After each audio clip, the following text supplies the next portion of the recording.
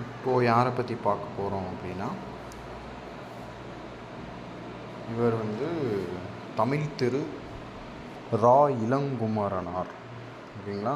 தமிழ் திரு என்ற அடைமொழியுடன் அழைக்கப்படுவர் யாருன்னா ரா. இளங்குமரனார்.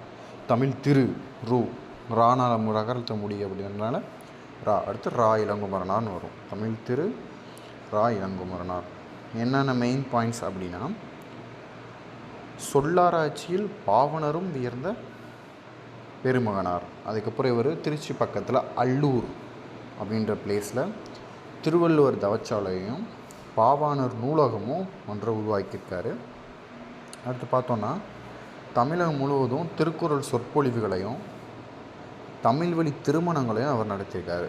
அடுத்து இவரோட புகழ்பெற்ற வாக்கியம் என்ன அப்படின்னா, விழிகளை இழக்க நேரிட்டால் கூட தாய் தமிழினை இழந்துவிடக்கூடாது அப்படின்றதுக்காக கண்களை மூடிக்கிட்டு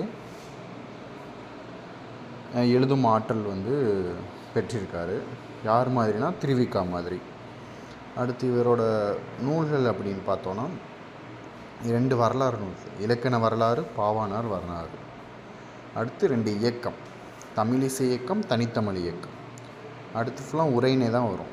குண்டலகேசி உரை, யாப்பெருங்களம் உரை, புறத்திரட்டு உரை, திருக்குறள் தமிழ் மரபுரை, காக்கை பாடினிய உரை, அப்புறம் தேவநேயம். அவ்வளோதான் இவரை பற்றி. தேங்க்யூ.